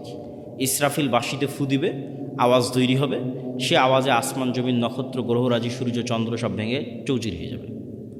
আল্লাহ সুবহানাহু ওয়া তাআলা মানুষকে পুনরুজ্জীবিত করার যে সিস্টেম তৈরি করেছেন, ওটা আওয়াজ ভিত্তিক। ফেরেশতা জিন মানুষ সব যখন মারা যাবে, কতদিন এভাবে মৃত অবস্থায় থাকবে আল্লাহ ভালো জানে। কুল্লু মান আলাইহা ফান ওয়া ইয়াবকা ওয়াজহু রাব্বিকা যুল জালালি ওয়াল ইকরাম। তারপরে যখন আল্লাহ জীবিত করতে চাইবে, ইসরাফিলকে তৈরি করে ইসরাফিলকে বাঁশি দিয়ে ফু দিতে বলবে, ওর আওয়াজে মানুষ কবর থেকে জীবিত হয়ে হাঁটতে থাকবে। আওয়াজ খুবই পাওয়ারফুল, কিন্তু ওই আওয়াজের জ্ঞান থাকতে হবে যে কোন আওয়াজ পাওয়ারফুল, কোন শব্দ পাওয়ারফুল। তো আল্লাহ সুবহানাহু ওয়া তাআলা উম্মতে মুহাম্মাদিকে সবচেয়ে বড় পাওয়ারফুল জিনিস দিয়ে দিয়েছে, ওই যেটা মূসা আলাইহিস সালামের লাঠির চেয়ে পাওয়ারফুল, যেটা মূসা আলাইহিস সালামের পাথরের চেয়ে পাওয়ারফুল, যেটা বানু ইসরাইলের তাবুত কোরআনে আছে দেখবেন। এই তাবুত এখন এই ইহুদিরা খুঁজে পাগলের মতো, কোথায় সেই তাবুত? এরা মনে করে যে এই মসজিদে আকসার মাটির নিচে তাবুত রাখা আছে। ওই তাবুত একটা বাক্স, যেই বাক্সে মূসা আলাইহিস সালামের লাঠি ছিল, যেই বাক্সে মূসা আলাইহিস সালামের ওই পাথর ছিল, যে পাথর থেকে 12টা ঝর্ণা তৈরি হয়েছিল, ঠিক আছে, মূসা আলাইহিস সালামের কাপড় চোপড় ছিল, এরকম আরও কিছু মুজিজা সম্বলিত জিনিস বিভিন্ন নবী রাসূলের এই তাবুত নামক বাক্সের মধ্যে ছিল। যে যুদ্ধে ওরা এই তাবুত বাক্স নিয়ে যেত, ওই যুদ্ধে ওদের বিজয় হয়ে যেত। ওই বাক্স ওরা হারিয়ে ফেলেছে, ওই বাক্স ওরা এখনও খুঁজতেছে।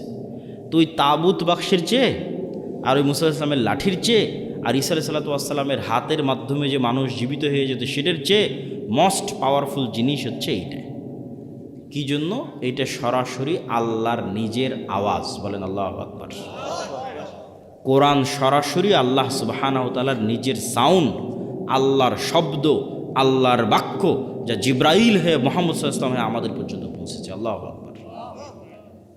আর আল্লাহ সুবহানাহু ওয়া তাআলার শব্দ এবং বাক্যের চেয়ে পাওয়ারফুল কিছু নাই পৃথিবীতে। সব অসম্ভব সম্ভব হয়ে যাবে। এই জন্য শ্রেষ্ঠতম জিকির হচ্ছে কোরআন। পৃথিবীর সব অসম্ভব সম্ভব করা সম্ভব আল্লাহ সুবহানাহু ওয়া তাআলার জিকির দিয়ে। সম্মানিত উপস্থিতি, বক্তব্যের শেষের দিকে চলে এসেছে। আজকে যা আলোচনা আপনাদের সামনে করতেছি, এই প্রায় সব আলোচনাই আমার আল্লাহর পথে যাত্রা এই বইয়ের মধ্যে লেখা আছে, দলিল সহ। আজকে তো অত দলিল আলোচনা করতে পারলাম না। এই বইটা প্রত্যেকটা মসজিদ, স্কুল, কলেজ, ইউনিভার্সিটি, লাইব্রেরি, দাওয়া সেন্টারে রেখে সপ্তাহে অন্তত একদিন 1 পৃষ্ঠা 2 পৃষ্ঠা করে পাঠ চক্র করা উচিত, পড়া উচিত, দার্স দেওয়া উচিত। এর সাথে কোনো দল মত কোনো কিছুর সম্পর্ক নেই। সব মুসলমানের জন্য, জানার জন্য, জ্ঞান অর্জনের জন্য, ইমান বিল গায়ব এবং তাওহীদে ইয়াকিন তৈরি করার জন্য, এবং মুসলমানদের গোলামি থেকে আজাদির জন্য কি দরকার তা জানার জন্য প্রত্যেক মসজিদ, প্রত্যেক মাদ্রাসা, স্কুল, কলেজ, ইউনিভার্সিটি, দাওয়া সেন্টার, লাইব্রেরিতে রেখে অন্তত প্রতি সপ্তাহে 1-2 পৃষ্ঠা করে পড়া উচিত। পাশাপাশি আব্দুর রহিমের একটা নতুন বই এসেছে, রাসূল সাল্লাল্লাহু আলাইহি ওয়াসাল্লাম দেখতে যেমন ছিলেন, এই বইটাও মূল্যায়ন করতে পারেন। আর মাসিক আল ইতিসাম, এই যে আপনাদের কাছে আসলাম, 2023 না 22 সালে একবার আসতে চেয়েছি, করোনার কারণে আসা হয়নি, বন্ধ হয়ে গেছে। তাহলে আজ আসতেছি প্রায় 3 বছর 4 বছর পর। আবার কবে আসার সুযোগ হবে তার গ্যারেন্টি নেই। কিন্তু এই একদিনে আসাই যদি যোগাযোগ বিচ্ছিন্ন হয়ে যায়, তাহলে তো এই দাওয়াতের কোনো মূল্য নাই। এই সম্পর্কটা হতে হবে স্থায়ী, আর স্থায়ী হওয়ার সবচেয়ে বড় মাধ্যম হচ্ছে মাসিক আল ইতিসাম। এই মাসিক আল ইতিসামে আমি নিজে নিয়মিত 3টা প্রবন্ধ লিখি, অন্যরা তো লেখি, আমি লিখি 3টা। এই জন্য মাসিক আল ইতিসাম এখানে নিয়মিত আসার উদ্যোগ আপনাদের নিতে হবে। এখানকার যুবক সমাজ, মসজিদের কমিটি হোক, মাদ্রাসার উদ্যোক্তা হোক, অন্তত 5 কপি 10 কপি এখানকার জ্ঞানী, স্কুল, কলেজ, ইউনিভার্সিটি, প্রাইমারি, বিদ্যালয়, যা যেখানে আছে শিক্ষিত মানুষ, তাদেরকে দিয়ে পড়ানোর চেষ্টা করা এবং নিজেরাও পড়ার চেষ্টা করা। 2 নম্বর, আমাদের সাথে স্থায়ী যোগাযোগের মাধ্যম হচ্ছে মক্তব। আমাদের 700 মক্তব আমাদের কাছে ট্রেনিং নিয়েছে। আপনাদের এলাকার মক্তবের শিক্ষকদের আমাদের ট্রেনিংয়ে পাঠাবেন, এবং আমাদের সিলেবাস এই জিনিসগুলো ছোটোবেলায় বাচ্চাদের মাথায় না দিলে, আপনাদের মধ্যে 1 ঘন্টা বক্তব্য দিয়ে লাভ নেই। বুড়া মানুষকে দিয়ে বিপ্লব হবে না। আমাদের নতুন প্রজন্মকে তৈরি করতে হবে, এই জিনিসগুলো তাদের মাথায় এখন থেকে দিতে হবে। শতভাগ মুসলমানের সন্তানের মাথায় দেওয়ার জন্য শতভাগ মসজিদে মক্তব লাগবে, এবং সেটা যদি আমাদের সিলেবাসে হয় তাহলে আমরা এটাকে সবচেয়ে বেস্ট মনে করি।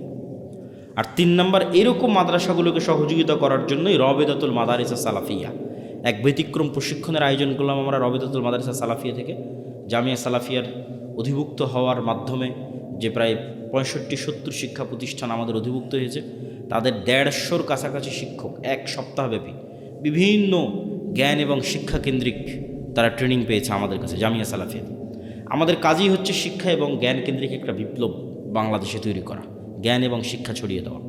তো এই বিভিন্নভাবে জামিয়া সালাফিয়ার সাথে, দাওয়াইল আল্লাহর সাথে, মাসিক আল ইতিসামের সাথে আপনাদের স্থায়ী সম্পর্ক তৈরি হলে সেটাই হবে প্রকৃত কাজ, প্রকৃত অর্থে কাজ।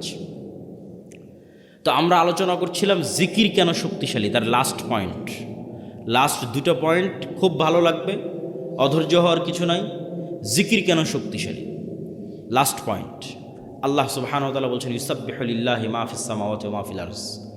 আসমান জমিন এবং তার মধ্যে যা কিছু আছে, এই টিস্যু, এই লিফলেট, এই প্যান্ডেল, এই জামা কাপড়, এই মাটি, এই ক্যামেরা, লাইট, সব 24 ঘন্টা আল্লাহর তাসবিহ পাঠ করতেছে। আল্লাহু আকবার। এবং এই তাসবিহ পাঠের আওয়াজ হচ্ছে, এটাই তো আওয়াজ কেন্দ্রিক প্রযুক্তি। আপনি যেমন পিঁপড়ার চলার আওয়াজ শুনতে পাচ্ছেন না, এরকম এদের তাসবিহ পাঠের আওয়াজ শুনতে পাচ্ছেন না। কিন্তু এই পিঁপড়ার চলার আওয়াজ তো 10 কিলোমিটার দূরে থাকা হাতিও শুনতে পাচ্ছে, কিন্তু আপনি তো পাচ্ছেন না। আল্লাহরই কিছু প্রাণী আছে যারা পিঁপড়ার চলার আওয়াজ শুনতে পাচ্ছে। এটা আমাদের শ্রবণ শক্তির ঘাটতি, এই জন্য তো এটা গায়েব। এই জন্য তো গায়েবের জ্ঞান আল্লাহ কোরআনে দিয়েছে, এটা গায়েবের নলেজ। আল্লাহ বলতেছে এগুলো সব তাসবিহ পাঠ করতেছে, তোমরা জানো না, এটি তো গায়েব। এটার উপরে তো আমাদের ইয়াকিন লাগবে। শুধু কি এরা তাসবিহ পাঠ করতেছে? রাসূলুল্লাহ সাল্লাল্লাহু আলাইহি সাল্লাম বলতেছেন, মুয়াজ্জিন যখন আজান দেয়, যতদূর পর্যন্ত আজানের আওয়াজ যায়, সব জীবজন্তু, জড়বস্তু, জড় পদার্থ, কীট পতঙ্গ, পঙ্গপাল সব আজান বুঝে এই আজানের পক্ষে কি আমাদের মাঠে সাক্ষী দিবে। তাহলে এরা তাসবিহ বুঝে, আবার আমি যখন সুবহানাল্লাহ বলতেছি তখন এটাও বুঝতেছে। এই টিস্যু পেপার আমার সুবহানাল্লাহ বুঝে, কেন ও নিজেও সুবহানাল্লাহ পড়তেছে। এটাই গায়েব। এই জন্য এটা সবচেয়ে পাওয়ারফুল। সব কিছু আপনার অধীনস্থ এক জিকির দিয়ে। সুবহানাল্লাযী সাখখারা লানা হাযা ওয়া মা কুন্না লাহু মুকরিনিন ওয়া ইন্না ইলা রাব্বিনা লামুনকালিবুন। এটা জিকির। এটাতে গাড়ি বিমান সব অধীনস্থ। মহাপবিত্র সেই সত্তা যিনি এই গাড়ি বিমান আমাদের অধীনস্থ করে দিয়েছে। সেই জন্য জিকির আপনাকে ব্যবহার করতেই হবে, বিশেষ করে সকালে এবং সন্ধ্যায়। এবং অনেক সময় দোয়ার চেয়ে জিকির পাওয়ারফুল হয়, এই জন্য দোয়াতে মানুষের নিজের কথা বেশি থাকে। আল্লাহ আমার এটা দাও, আল্লাহ আমার ছেলেকে এটা দাও, আল্লাহ আমার বউকে এটা দাও, আল্লাহ আমার টাকা দাও, আল্লাহ আমার পয়সা দাও, বাড়ি দাও, গাড়ি দাও, নিজের কথা বলতে বলতে শেষ। কিন্তু শুধু জিকির যখন হয়, ওখানে শুধু আল্লাহর কথা থাকে। লা ইলাহা ইল্লাল্লাহ, লা ইলাহা ইল্লাল্লাহু ওয়াহদাহু লা শারীকা লাহু, লাহুল মুলকু ওয়া লাহুল হামদু ওয়া হুয়া আলা কুল্লি শাইইন কাদির, সুবহানাল্লাহি ওয়া বিহামদিহি সুবহানাল্লাহিল আযীম, আল্লাহু আকবার, আলহামদুলিল্লাহ, লা হাওলা ওয়া লা কুওয়াতা ইল্লা বিল্লাহ। এগুলো সব জিকির, এগুলো শুধু আল্লাহর বর্ণনা, শুধু আল্লাহর কথা, আল্লাহর প্রশংসা, আল্লাহর বড়ত্ব, আল্লাহর মহত্ব, আল্লাহর তাসবিহ, আল্লাহর পবিত্রতা। আর এই ইবাদত ফেরেশতাদের ইবাদত। এই ইবাদত আপনার আশেপাশে যা জীবজন্তু, জড়বস্তু, জড় পদার্থ দেখছেন, এদের ইবাদত। কেন? ওদের নিজের কোনো চাওয়া নাই, ফেরেশতাদের নিজের কোনো চাওয়া নাই। তাহলে ওদের ইবাদত কি? তাসবিহ। ফেরেশতার ইবাদত তাসবিহ। আপনার আশেপাশে যা দেখতে পাচ্ছেন, এদের ইবাদত তাসবিহ। আপনিও সকাল সন্ধ্যা তাসবিহ করেন, জিকির পাঠ করেন, পৃথিবীর সব অসম্ভব সম্ভব হয়ে যাবে। আল্লাহ সুবহানাহু ওয়া তাআলা মূসা আলাইহিস সালাতু ওয়াস সালামকে বলছেন, ওয়ালা তানিয়া ফি যিকরি, যে মূসা তোমাকে লাঠি দিলাম, সাপ হয়ে যাবে, সমুদ্রে মারলে রাস্তা তৈরি হয়ে যাবে, পাথরে মারলে ঝর্ণা তৈরি হয়ে যাবে। কিন্তু কতক্ষণ? যতক্ষণ তোমার কলব সালাত এবং জিকিরের মাধ্যমে আমার সাথে কানেক্টেড আছে। মূসা তুমি সালাতেও নাই, জিকিরেও নাই, সব ডিঅ্যাক্টিভেট হয়ে যাবে। ফেসবুকের অ্যাকাউন্ট যখন ফেসবুক ডিঅ্যাক্টিভেট করে দেয়, তখন লাঠি মারলেও সাপ হবে না, সমুদ্রে মারলেও রাস্তা হবে না, পাথরে মারলেও ঝর্ণা হবে না। কেন? মূসা আলাইহিস সালাম নিজেই সালাতে নাই, জিকিরে নাই। তাহলে হবে? আল্লাহ বলছে ওয়ালা তানিয়া ফি যিকরি, জিকির ভোলা যাবে না। কলবকে আমার সাথে কানেক্টেড থাকতে হবে। যতক্ষণ তোমার কলব সালাত এবং জিকিরের মাধ্যমে আমার সাথে কানেক্টেড, তখন অল এভরিথিং ইজ অ্যাক্টিভেটেড। তখন পিছনে যতই ফিরআউনের বিশাল লস্কর হোক আর সামনে যত বড়ই সমুদ্র হোক, রাস্তা তৈরি করে দেওয়া আমার দায়িত্ব। আল্লাহু আকবার। এই জন্য জিকির ছাড়া এবং সালাত ছাড়া মুসলমানদের কোনো রাস্তা নেই। কেন? মুসলমানরা দুনিয়াবী শক্তি দিয়ে পারবে না, তাকে গায়েবী মদদ নিয়েই বাতিল শক্তির বিরুদ্ধে লড়াই করতে হবে। আর গায়েবী মদদ পেতে চাইলে 5 ওয়াক্ত সালাত, রাতের সালাত, সকাল সন্ধ্যার জিকির ছাড়া কোনো রাস্তা নেই। আল্লাহ সুবহানাহু ওয়া তাআলা আমাদের এরকম একটা প্রজন্ম পাওয়ার তৌফিক দান করুক, যেই প্রজন্ম শতভাগ তাওহীদ, শতভাগ ঈমান বিল গায়বে ইয়াকিন, যে প্রজন্ম জ্ঞানে সর্বোচ্চ, যেই প্রজন্ম বিক্রি হয় না, সত্যবাদী ন্যায়পরায়ণ উসমান হাদিদের মতো, আবার যেই প্রজন্ম আল্লাহর সাহায্য নিশ্চিত করতে পারবে সালাত দিয়ে এবং জিকির দিয়ে। এই প্রজন্ম শুধু বাংলাদেশ বিজয় করবে না, সারা পৃথিবী বিজয় করবে। কিসের ভারত, কিসের আমেরিকা, কিসের চীন, কিচ্ছু টিকবে না, সারা পৃথিবী তারা বিজয় করবে। কিন্তু এই প্রজন্ম তৈরি হওয়া লাগবে। আমরা সেই প্রজন্মের স্বপ্ন দেখি। আল্লাহ সুবহানাহু ওয়া তাআলা কবুল করুক। সুবহানাকাল্লাহু ওয়া বিহামদিকা আশহাদু আল্লা ইলাহা ইল্লা আনতা আস্তাগফিরুকা। অস্থির হয়েন না, আপনাদেরই প্রশ্ন উত্তর আছে, ধীরে ধীরে ওঠেন। আর যারা মাসিকাল ইতিসাম, রাসূল সাল্লাল্লাহু আলাইহি ওয়াসাল্লামের চেহারা কেমন ছিল, চুল কেমন ছিল, দাড়ি কেমন ছিল, এটা জানতে চান এবং আজকের বক্তব্য আল্লাহর পথে যাত্রা, এই বইটা নিতে চান, এই বই কই পাবে? গাড়িতে নাকি না স্টেজে? গেটে, গাড়িতে। আর যারা এই মাদ্রাসায় দান করতে চান তারা একটু স্টেজে এসে আস্তে আস্তে আপনাদের দানগুলো এখানে জমা দিতে পারেন। প্রশ্ন উত্তর ধীর স্থিরভাবে যাবেন। বর্তমান অর্থনৈতিক ব্যবস্থায় ব্যাংক, সুদ এগুলো হালালভাবে করার উপায় কি? বর্তমান যুগে জিহাদের সঠিক অর্থ কি? ব্যাংক সুদমুক্ত উপায়ে লেনদেনের উপায় হচ্ছে আপনি নিজে সুদি লেনদেনের সাথে জড়িত থাকবেন না, সুদি লোনের সাথে জড়িত থাকবেন না, এটাই উপায়। বর্তমান যুগে জিহাদের সঠিক অর্থ কি? জিহাদ মানে আল্লাহ সুবহানাহু ওয়া তাআলার রাস্তায় যুদ্ধ। সেটা অবশ্যই ইমামের অধীনে হতে হবে, সেটা অবশ্যই দেশের মাধ্যমে হতে হবে। মুসলমানদের মধ্যে বিভক্তি, মাযহাব, দলাদলি নিয়ে ইসলামের অবস্থান কি? মুসলমানেরা বানু ইসরাইলের মতো 70-71 দলে বিভক্ত হবে, এটা রাসূল সাল্লাল্লাহু আলাইহি ওয়াসাল্লাম নিজে বলে গেছেন। আর এই বিভক্তির মধ্যে বাঁচার রাস্তা হচ্ছে মা আনা আলাইহি ওয়া আসহাবি। এই বিভক্তির মধ্যে বাঁচার রাস্তা হচ্ছে সুন্নাতুল্লাহ, সুন্নাতু রাসূলিহি ও সুন্নাতুল খুলাফায়ে রাশিদিন। এই বিভক্তির মধ্যে বাঁচার রাস্তা হচ্ছে কিতাবুল্লাহ ও সুন্নাতু রাসূলি। সারমর্ম হচ্ছে আল্লাহর কোরআন, নবীর হাদিস এবং সাহাবীদের আমল, এইগুলোর মাধ্যমে আমাদের নাজাত খুঁজে পেতে হবে। আমি প্রেম করে পারিবারিকভাবে বিয়ে করেছি, এই বিয়ে কি আল্লাহ কবুল করবে? আগের প্রেমের জন্য ক্ষমা চাইতে হবে। বিয়ে যদি ইসলামের নিয়ম অনুযায়ী হয়ে থাকে, আমরা আল্লাহর কাছে দোয়া করি, আল্লাহ তোমার তওবা কবুল করে তোমার বিয়ে থেকে আল্লাহ কবুল করুক এবং বরকত দিক, আল্লাহুম্মা আমিন। আমার নাম মোহাইমিনুল। মোহাইমিনুল না রেখে রাখো আব্দুল মোহাইমিন। আধুনিক প্রযুক্তি, সোশ্যাল মিডিয়া, এআই, ইন্টারনেট ব্যবহারে ইসলামের দৃষ্টিভঙ্গি কি? বর্তমান সময়ে মুসলমান তরুণদের সবচেয়ে বড় নৈতিক চ্যালেঞ্জ কি? আধুনিক প্রযুক্তি, সোশ্যাল মিডিয়া, এআই, ইন্টারনেট এগুলো থেকে বের হওয়ার আমাদের কোনো রাস্তা নাই, বরং এগুলোকে আমরা আরও কীভাবে ভালোভাবে কাজে লাগাতে পারি ইসলামের পক্ষে, তার জন্য আমাদের চেষ্টা করতে হবে। বর্তমান সময়ে মুসলমান তরুণদের সবচেয়ে বড় নৈতিক চ্যালেঞ্জ, আজকে যেটা আলোচনা করলাম এটাও নৈতিক চ্যালেঞ্জ, এর পাশাপাশি অবশ্যই অস্থিরতা, অবৈধ সম্পর্ক, সেটা একটা বড় নৈতিক চ্যালেঞ্জ। বর্তমান গণতন্ত্র অনুযায়ী এগুলো কত আলোচনা আর করবো, আজকে আলোচনাই তো করলাম সব। আমি রংপুরে চাকরি করি, মাঝে মাঝে বাড়িতে নাটোরে আসি, আমি কি বাড়িতে এসে নাটোরে সালাত কসর করতে পারবো? নিজ বাড়িতে থাকার জন্য আসলে কসর করতে পারবো না, কিন্তু সফরের মধ্যে বাড়ি হয়ে যাচ্ছ, এরকম সফর রানিং অবস্থায় থাকলে সেটা সমস্যা নেই। সালাফি কনফারেন্সে গিয়ে স্যান্ডেল হারিয়ে গেছে, তাই আর একজনের স্যান্ডেল নিয়ে চলে এসেছি, এখন করণীয় কি?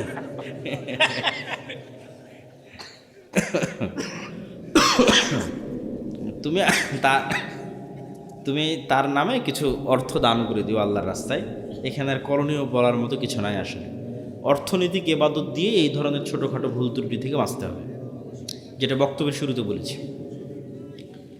বাড়িতে বা ঘরের মধ্যে চিকা খুব অত্যাচার করে, এই চিকা কি পানিতে ডুবিয়ে রেখে মারা যাবে? কোনো প্রাণীকে মারতে চাইলে কষ্ট দিয়ে মারা যাবে না, যেটাতে কষ্ট কম হয় সেই উপায়ে মারতে হবে। বিরক্তিকর কষ্টদায়ক প্রাণীকে আল্লাহ নবী মারার অনুমতি দিয়েছেন, সাপ, বিচ্ছু এগুলোকে রাসূল সাল্লাল্লাহু আলাইহি ওয়াসাল্লাম মারার অনুমতি দিয়েছেন, কিন্তু কষ্ট দিয়ে নয়, আগুনে জ্বালিয়ে নয়। ইসলাম কি নারী শিক্ষাকে সমর্থন করে? বর্তমান সমাজের প্রয়োগ কেমন হওয়া উচিত? রাসূল সাল্লাল্লাহু আলাইহি ওয়াসাল্লামের যুগে আয়েশা রাদিয়াল্লাহু তাআলা আনহার কাছে ওমর রাদিয়াল্লাহু তাআলা এবং সাহাবীরা যেতেন মাসলা মাসাইল ফতোয়া নেওয়ার জন্য। তাহলে একটা নারী কী পরিমাণ জ্ঞানের অধিকারী হলে দ্বিতীয় খলিফা ওমরের মতো জ্ঞানী মানুষ আর আব্দুল্লাহ বিন আব্বাস, আব্দুল্লাহ বিন ওমরের মতো জ্ঞানী মানুষেরা তার কাছে যায় যে এটা বুঝতে পারতেছি না, এটার মাসলা কী হবে বলে দেন। তাহলে নারীদের জ্ঞান অর্জনের পথে বাধা হলে তো সেটা ইসলামের প্রথম যুগেই বোঝা যেত। বরং নারীরা জ্ঞানী হলেই তারা তাদের সন্তান সন্ততিকে ভালোভাবে মানুষ করতে পারবে। কিন্তু কোন জ্ঞান অর্জন করতেছে, কিভাবে অর্জন করছে, এটা হলো দেখার বিষয়। জ্ঞান অর্জন করতেই হবে, কোন জ্ঞান? যদি জ্ঞান হয় অশ্লীলতার, সেটা তো আমাদের সমাজকে ধ্বংস করে দেবে। যদি জ্ঞান হয় ফ্রি মিক্সিংয়ের মাধ্যমে, তাহলে ওই জ্ঞানের তো কোনো দাম নাই। ইজ্জত নষ্ট করে, লজ্জা নষ্ট করে, শালীনতা নষ্ট করে জ্ঞানের কোনো দাম নাই। লজ্জা এবং শালীনতা বজায় রেখে দিনের জ্ঞান এবং পাশাপাশি প্রয়োজনীয় দুনিয়ার জ্ঞান একাই জবাই করতে পারবে, মেয়েরাও জবাই করতে পারবে, কোনো সমস্যা নেই। বিসমিল্লাহ আল্লাহু আকবার বললে পৃথিবীর সব প্রাণী হালাল। যা পৃথিবীর যে সমস্ত প্রাণী হালাল, তার সবই হালাল বিসমিল্লাহ আল্লাহু আকবার বললে। আধুনিক ফ্যাশন ও পোশাকের ক্ষেত্রে পর্দার সীমা কোথায়? পর্দার সীমার নির্ধারণ হবে লজ্জার উপর ভিত্তি করে। মানুষের লজ্জা কতটুকু, মানুষের লজ্জা কতটুকু, এটাই নির্ভর করতেছে এই বিষয়টা নির্ধারণ করার জন্য। আপনি যদি সৌদি আরবে যান, আপনি যদি আফগানিস্তানে যান, তাহলে প্যান্ট শার্ট পরে ঘুরতেও আপনাকে লজ্জাবোধ হতে পারে। কিন্তু বাংলাদেশে আপনাকে প্যান্ট শার্ট পরে ঘুরতে লজ্জাবোধ হবে না, ইউরোপ আমেরিকা লজ্জাবোধ হবে না। তাহলে লজ্জার মাত্রাটা কোন লেভেলে আছে? আবার বাংলাদেশে দেখা যাচ্ছে কেউ যদি হাফ প্যান্ট অথবা 3/4, বিশেষ করে হাফ প্যান্ট পরে ঘুরে, তাহলে লজ্জাবোধ হতে পারে। কিন্তু ভারতেই যদি যান হাফ প্যান্ট পরে ঘুরেন, কোনো লজ্জা নেই। ইউরোপ আমেরিকায় যান, সবাই হাফ প্যান্ট পরে ঘুরতেছে, কোনো লজ্জা নেই। তাহলে এটা লজ্জার মাত্রার উপর নির্ভর করতেছে, 1 নাম্বার। 2 নাম্বার, আল্লাহ সুবহানাহু ওয়া তাআলা যে সীমা দিয়েছে সেটা তো আছে। আল্লাহ পুরুষদের জন্য যে সীমা দিয়েছে সেটা তো আছে, নারীদের জন্য যে সীমা দিয়েছে সেটা তো আছে। কিন্তু সেটার উপরেও যে আপনি বোরখা কেমন পড়তেছেন, আটোশটো পড়তেছেন কিনা, মুখ ঢাকতেছেন কিনা, এগুলো সব নির্ভর করতেছে অন্তরের লজ্জার উপর। তো লজ্জাশীলা হওয়াটা অন্তরের বিষয়। আপনি বোরখা পরে পুরুষ মানুষের সাথে কথা বললেন, এটা তো পর্দা হলো না। তাহলে তো আপনি পর্দা বুঝলেন না, আপনি মনে করলেন পর্দা মানে পোশাক। পর্দা মানে তো পোশাক নয়। পোশাক পর্দার একটা অনুষঙ্গ, এবং বেপর্দা অনেক বড় শাস্তি। আদম আলাইহিসসালাতু ওয়াসসালাম এবং হাওয়া আলাইহিসসালাতু ওয়াসসালামকে জান্নাতে সর্বপ্রথম শাস্তি দেওয়া হয়েছে উলঙ্গ হওয়ার মাধ্যমে, জামা খুলে নেওয়ার মাধ্যমে। এটা অপমান। কিন্তু আমরা ওই শাস্তি ও অপমানটাকে নিজেদের জন্য সাজসজ্জা এবং ফ্যাশন বানিয়ে নিয়েছি। তাহলে আমাদেরকে আল্লাহ এবং আল্লাহ রসুলের সীমা বুঝতে হবে, এবং ওই সীমার প্রয়োগ হবে অন্তরের তাকওয়া এবং অন্তরের লজ্জা অনুযায়ী।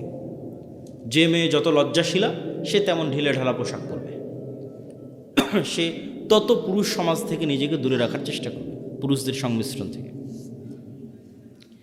নামাজরত ব্যক্তির কতটুকু সামনে দিয়ে চলাচল করা যাবে? নামাজরত ব্যক্তির সামনে দিয়ে একটা ছাগল চলাচল করে চলে যাবে, এরকম একটা দূরত্ব বজায় রেখে, তথা 2 হাত বা 3 হাত এরকম একটা দূরত্ব বজায় রেখে চলাচল করা যাবে। তবে সেক্ষেত্রে সূত্রা ব্যবহার করা সবচেয়ে ভালো। এবং নামাজি যখন সালাতে দাঁড়াবে, তখনই তিনি সূত্রা দিয়ে সালাতে দাঁড়াবেন, এটা সবচেয়ে উত্তম। মূল কথা হচ্ছে সালাত আদায়কারীর যেন ডিস্টার্ব না হয়। আর সম্পূর্ণরূপে নিষিদ্ধ হচ্ছে তার সিজদার জায়গার মধ্যে দিয়ে অতিক্রম করা। সিজদার জায়গার মধ্যে দিয়ে অতিক্রম করলে সালাত ছেড়ে দিয়ে ওর সাথে মারামারি লেগে যেতে হবে। যে সিজদার জায়গার মধ্যে দিয়ে অতিক্রম করবে, সালাত অবস্থায় তার সাথে ফাইট হবে, মানে তাকে শক্তভাবে বাধা দিতে হবে। সে যেন সিজদার মধ্যে দিয়ে অতিক্রম না করতে পারে, কেননা সে আস্ত শয়তান যে সিজদার মধ্যে দিয়ে অতিক্রম করতেছে। সালাত আদায়কারীর ডিস্টার্ব হয় না, এরকম দূরত্ব বজায় রেখে যেতে হবে। আমাদের কর্জে হাসানা প্রজেক্ট সম্পর্কে একজন জানতে চেয়েছে। এটা আমাদের একটা পরীক্ষামূলক প্রজেক্ট, যদিও উদ্যোগটা অনেক সুদূর প্রসারী। আমরা এখনও আমাদের পরিচিত লেভেলের মধ্যেই কর্জে হাসানা দিচ্ছি, এবং যারা কর্জে হাসানা ফান্ডে জমা রাখতে চাচ্ছে তাদেরটা জমা নিচ্ছি। ধীরে ধীরে আমরা এটা বাড়াবো ইনশাল্লাহ। এক পরিবারে ছেলে ও ছেলের বউ নামাজ পড়ে না, ওই ছেলের খাবার খাওয়া যাবে, পোশাক পরা যাবে। মেয়ে সালাত পড়ে না, তার পোশাক দিলে পরা যাবে। মেয়ে জামাই শুধু খায় এবং ঘরে খাবার খাওয়া যাবে। সালাত যদি একদমই না পড়ে, মানে 5 ওয়াক্ত সালাতেও নাই, জুমার সালাতেও নাই, তাহলে এটা পরিপূর্ণরূপে কাফের। এতে সন্দেহের কোনো অবকাশ নাই। খাতাম আল্লাহ আলা কুলুবিহিম, আল্লাহর অন্তরে মোহর মেরে দিয়েছে। সালাতে অবহেলা করে, ওয়াইলুল মুসল্লিন আল্লাযীনা হুম আন সালাতিহিম সাহুন, পড়ে নিয়মিত নয়, চেষ্টা করে বাদ চলে যায়, এরকম ব্যক্তিকে সরাসরি কাফের বলা যাবে না, ফাসেক বলতে হবে। তার সাথে খাবার গ্রহণ করা যাবে। আর একদমই সালাতের কোনো নামগন্ধ নাই এরকম মানুষের বাড়িতে যাতায়াত করা, তাদের বাড়িতে খাওয়া দাওয়া করা উচিত নয়, বরং বয়কট করাই উচিত। আসসালামু আলাইকুম। আসসালামু আলাইকুম শায়েখ। মাগরিবের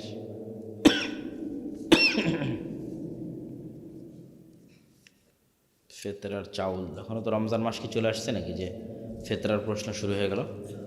প্রশ্ন তো মোটামুটি শেষ।